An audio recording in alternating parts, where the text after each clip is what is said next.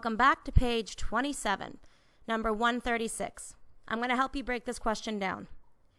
Angela works as a lifeguard at the community pool. Now that sentence does not matter, so we're going to cross it off. At the start of her shift, Angela has to skim, which kind of means take off. She has to skim out the top 6 inches of contaminated water from the pool. So 6 inches, the 2 tick marks means inches. The pool measures 25 feet by 34 feet. How much water does Angela have to remove each shift? So how much water does she have to remove each shift? Let's take a look at each of your answer choices. We have 5,100 cubic feet. Then we have cubic inches. And then choice C is cubic feet, and D is cubic inches. All of these are measurements cubed. So just by looking at each of these units, we can tell that this is going to be a volume question. Volume. Now, I want to kind of draw a visual here to understand what's happening. So remember, we're going to get into Picasso's studio right here. So start with the rectangle. Ooh, that is not a rectangle at all. Try that again. So I'm going to start with a rectangle. I'm just going to assume that this pool is a rectangular prism. They didn't say that it was oval. They didn't say that it was a circular pool. They just said it was a pool and gave me 2 dimensions, which makes me think it's probably a rectangle. So here's my second rectangle. Now I'm going to connect. Okay, so here's a 3-dimensional view of your pool. When you go into the pool, you're going to go into the top. Okay, so they gave me 25 feet by 34 feet as dimensions for length and width. So I'm going to put in 25 feet and 34 feet. Now it says that when Angela comes in, she has to skim out the top 6 inches of contaminated water. So I'm going to look at this diagram and I'm going to imagine the very top 6 inches is going to be contaminated. So she's removing, if I kind of do a little bit of a highlighting here, she's removing the top rectangular prism of water. So if she's removing the top 6 inches, it's like a little short rectangular prism. They want to know how much water is that. So when I'm thinking about a rectangular prism, anything that looks like a box, and I'm thinking volume, my volume formula is length times width times height for anything that looks like a box. Now, when I use length, width, and height, I have to have a consistent unit of measurement. Here I have feet and I have inches. And my choices have feet and they have inches. So I'm going to choose at first to do it in feet and see if that gives me the correct answer.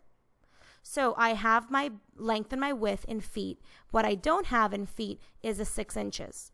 Now, to convert 6 inches to feet, you're going to divide by 12. So 6 divided by 12 is going to give you 0.5. We can even check in the calculator. 6 divided by 12, 0.5. So what does that mean? That means that there's 0.5 feet of water that she has to skim out from the top. Now, if you're really not sure how to do these conversions, I always recommend using proportions. Think about what your conversion rate is. I have 12 inches. That makes up 1 foot. So in my scenario, I have 6 inches, and I need to figure out X feet. How many feet is that?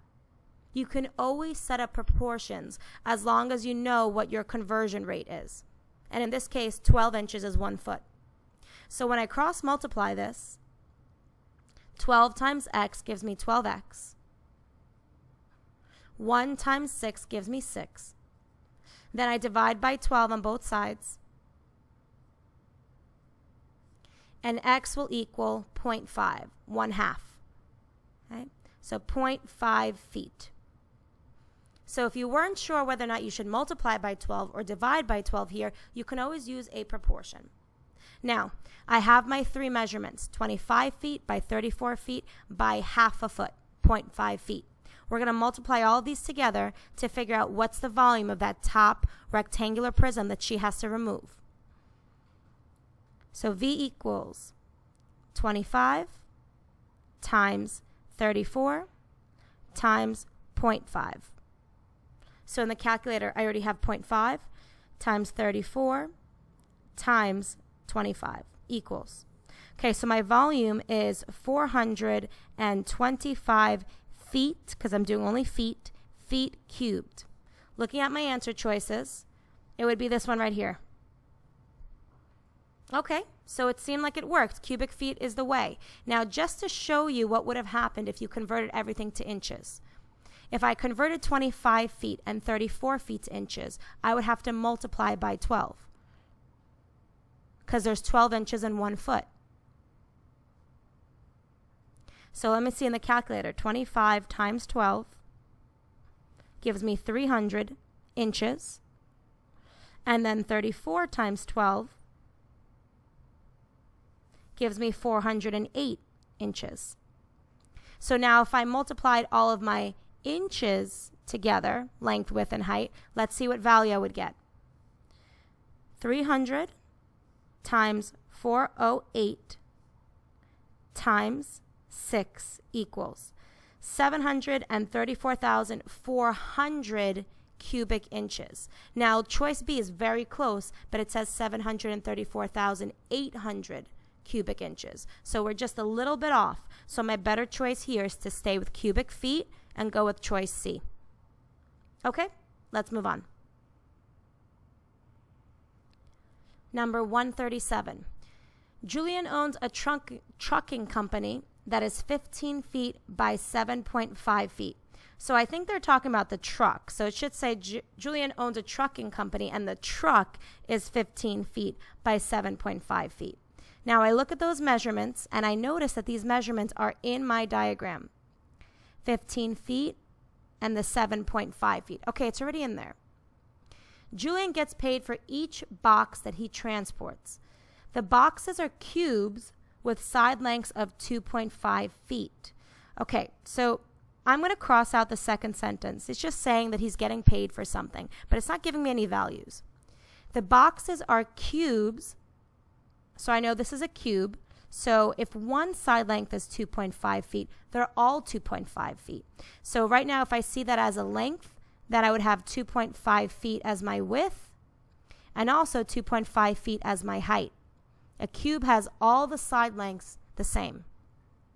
The question is, what is the maximum number of boxes that could fit in the truck? We're looking for the maximum number of boxes. So your answer should be 10 boxes, 20 boxes, but a number of boxes. And now I'm latching onto one other word, fit. It says fit into the truck. So these boxes are going into the truck. If you're going into the interior of something, you're talking about volume. Each one of those boxes is going to take up some volume of the truck. So that word fit in, it's cluing you in to the fact that you should be doing volume. Okay? So what are we going to do? Well, we should probably find the volume of your truck, and then you should find the volume of one box, and then see how many times does that volume fit into the volume of the truck. All right. Now, since both of these shapes look like boxes, even the truck looks like a box. Anything that looks like a box has a standard volume formula that looks like this: length times width times height.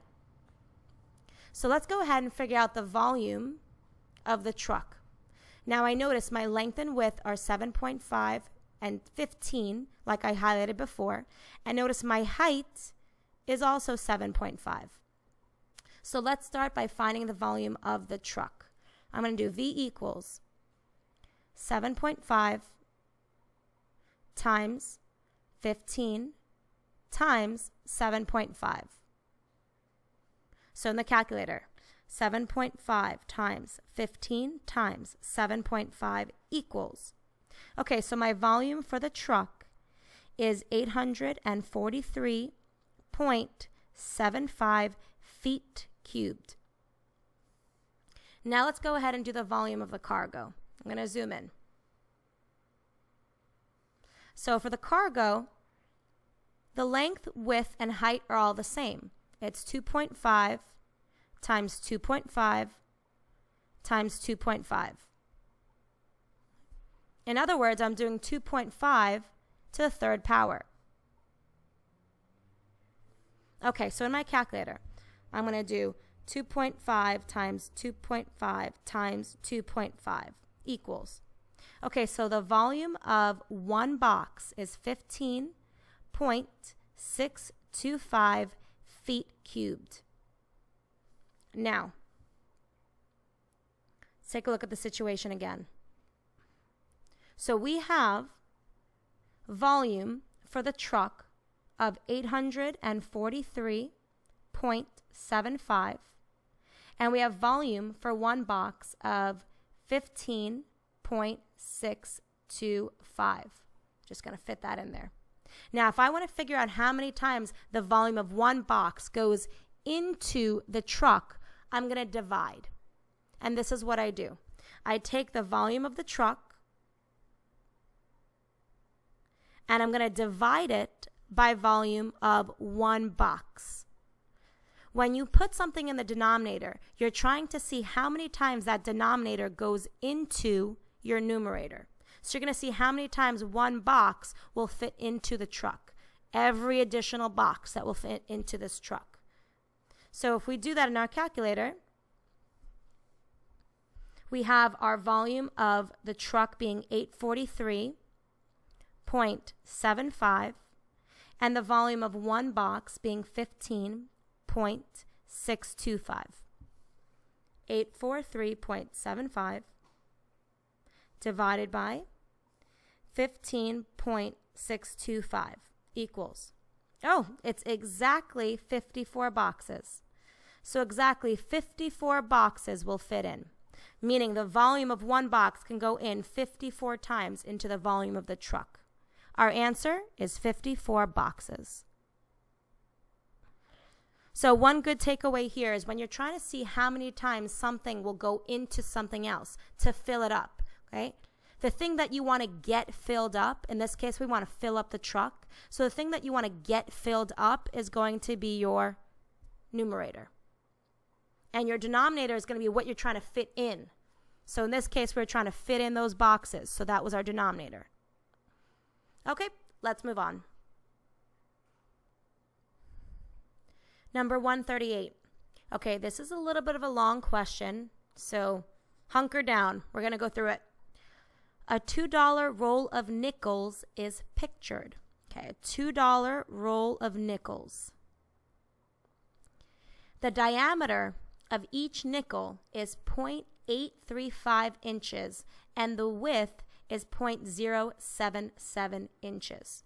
Okay, so they're telling us about one nickel, and they're saying that the nickel is 0.835 inches in diameter, and the width is 0.077 inches. Now, you have to think about, well, what is the shape of a little nickel?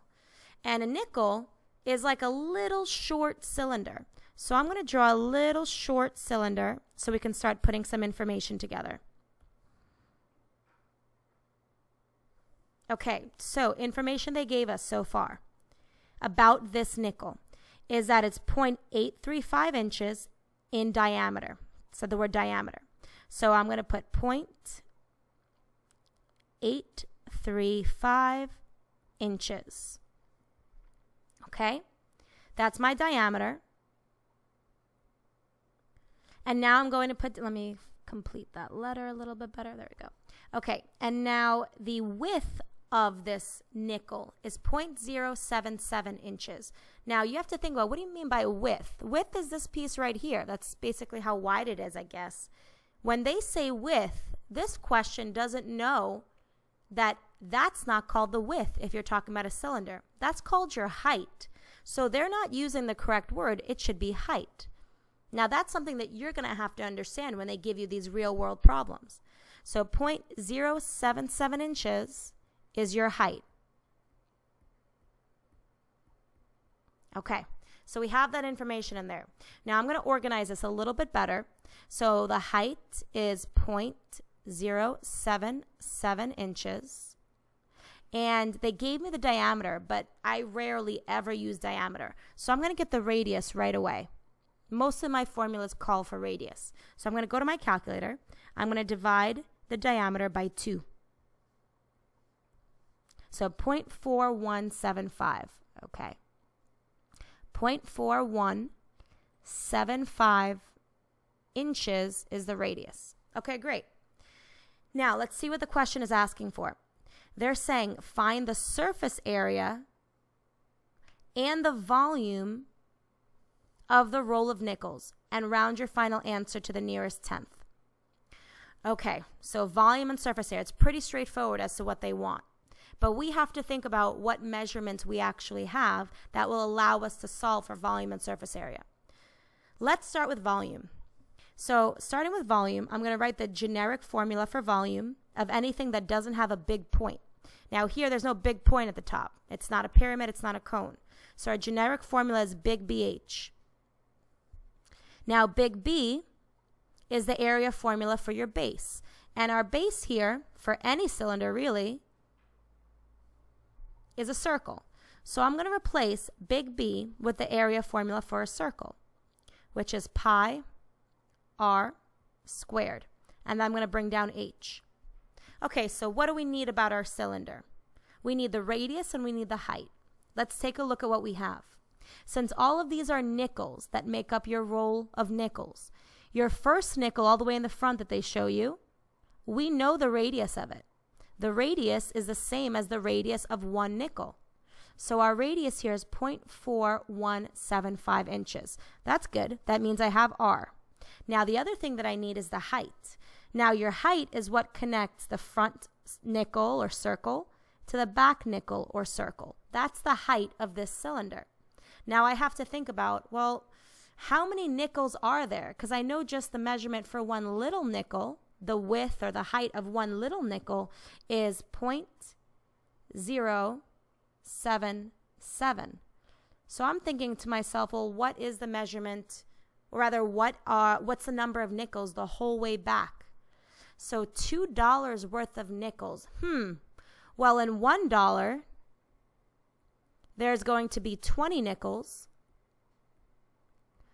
So if we have $2, that means we have 40 nickels.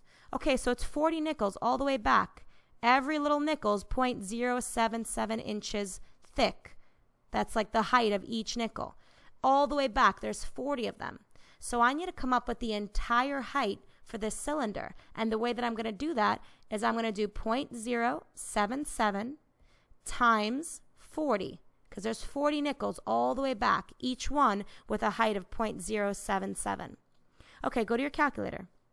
0.077 times 40 equals 3.08.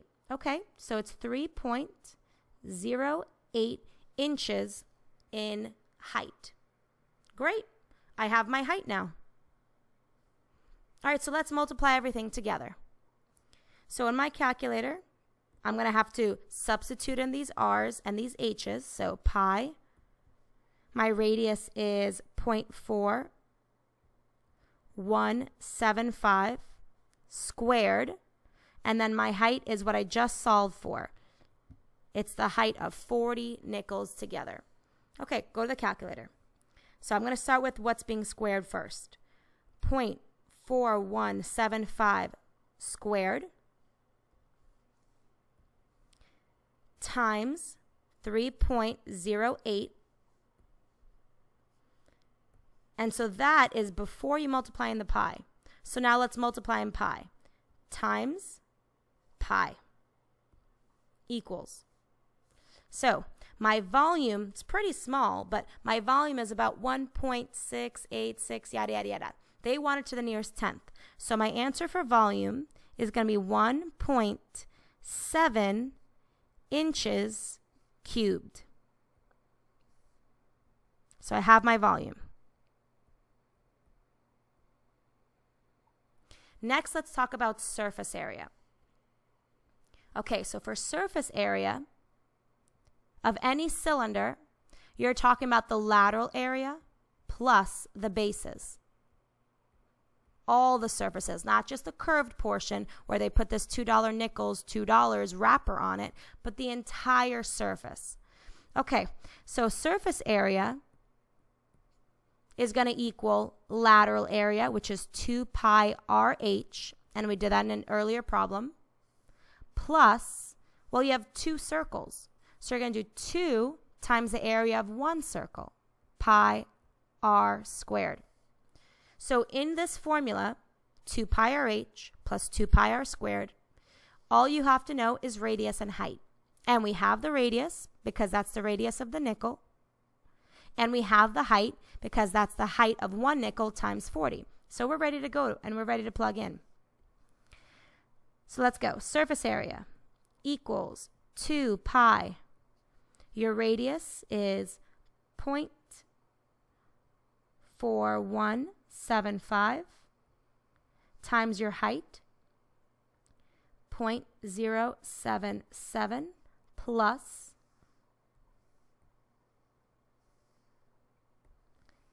2 pi, your radius again, 0.4175 squared.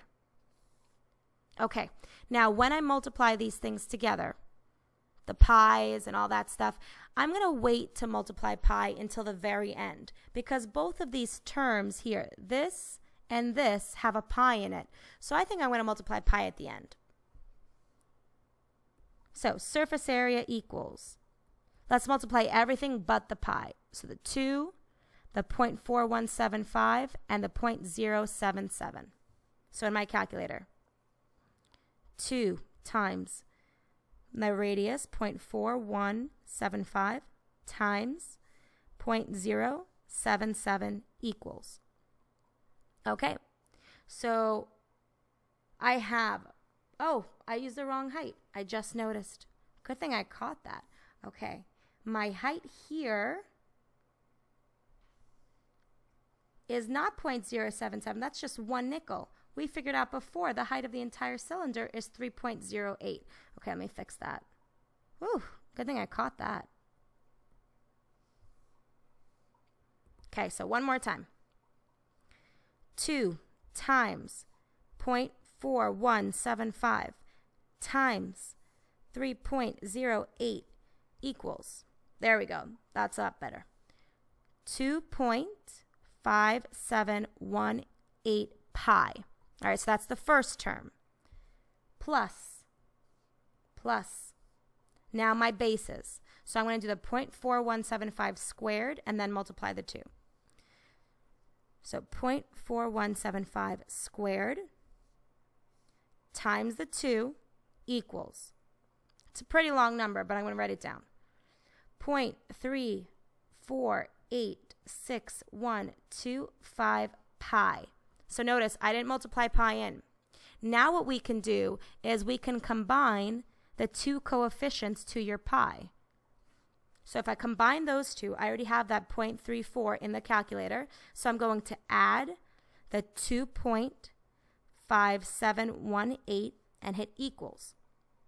Now what that gives me is going to be 2.9204125 pi. Again, this is all before I multiply pi in, so I'm still exact. I haven't rounded at all yet. This is all exact.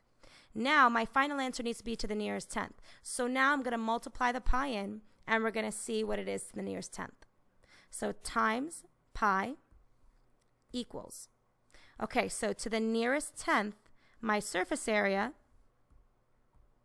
is equal to 9.2 inches squared because it's surface area. So one big takeaway in this problem, you have to know your surface area formula.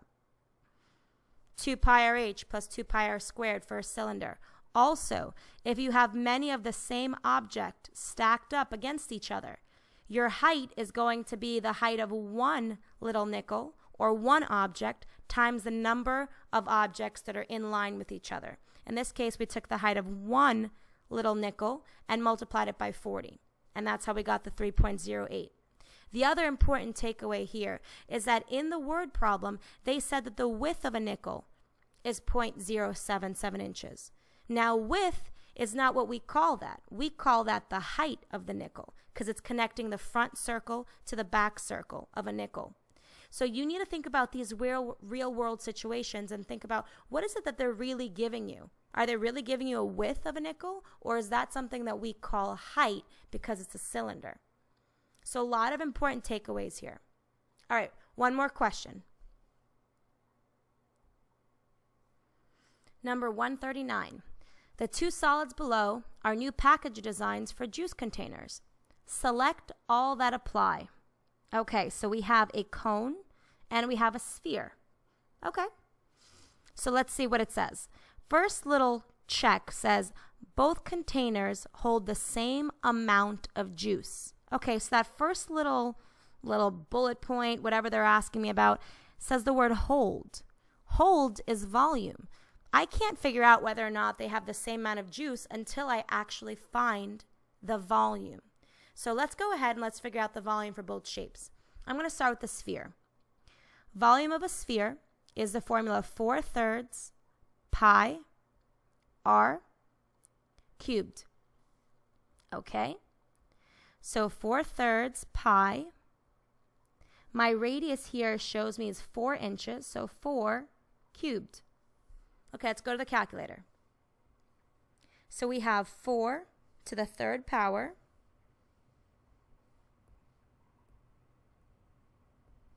(64). That's 4 times 4 times 4. Then I'm going to multiply by the 4/3. I always leave pi to the end. So times 4 divided by 3 equals. All right, so it's 85.3 repeating pi. Let me multiply the pi in. Times pi equals. Okay, so my volume for the sphere is 268, and I'll say 0.1 inches cubed. Now let me find the volume of the cone, and then I could compare to see if they will hold the same amount of juice. So for a cone, my generic volume formula is 1/3 big BH, because I notice I have a point to my shape. When you see a big point, it's 1/3 big BH. Now, let's see what I have. 1/3, I have my height. I always like to look at height if I can. I have my height. That's the 16 inches they show you right here. So I'm going to plug in 16. And then my big B stands for the circle, the area of the circle. So instead of putting in a single number there, I'm going to do pi r squared. In this case, the radius is 4. So I'm going to do pi 4 squared. Okay, so just like we did before, we're going to multiply everything but the pi. I'm going to start with the 4 squared, then I'm going to multiply by 16, then I'm going to divide by 3. Okay, so let's do it. 4 squared times 16 equals 256. Divide that by 3. Oh, we have 85 1/3 again. Now let's multiply pi. Okay, so our volume here, switch that. There we go. Volume is 268.1 inches cubed. Okay, notice the two volumes, they are the same. So let's go through these choices. First one says both containers hold the same amount of juice. Absolutely, they have the same volume. Check it off. The cone holds more juice. Well, it doesn't hold more juice. It has the same volume, so no. Next one, the sphere holds more juice. Nope, we already figured out that they're the same. Next, the volumes are the same because, okay, so are the volumes the same? Yes. Let's keep reading. Because the height of the cone, okay, the height of the cone is, 16 inches? Okay. So the height of the cone is 4 times the radius. Okay, so is 16 inches 4 times the radius of 4? Yeah, 4 times 4 times the radius of 4 is 16. So that makes sense so far. And both containers have the same radius. Do they? Yeah, they're both 4 inches. Every part of that made sense. Check it off. Next one. The volume of the sphere is larger because, well, the volume of the sphere is not larger. They're the same. So it doesn't matter what they say for the rest of it. They're going to say the fraction is 4/3 and that's larger than 1/3. But it's not. The two volumes are the same. So no. Next one. The volume of the cone is larger because, well, again, the cone does not have a larger volume. So that's not correct. So no matter what it says, I'm going to say no. Now it says that it's larger because the volume formula multiplies by height, but the sphere doesn't. Well, that just doesn't make sense because they have the same volume. Last one. It cannot be determined which container holds more juice. We can determine it. In fact, we did, and we determined that they did have the same volume. So that's not true. It can be determined. So the only ones here that are correct is the first choice and the fourth choice. Okay, that was a heavy calculator portion. You are done with page 27.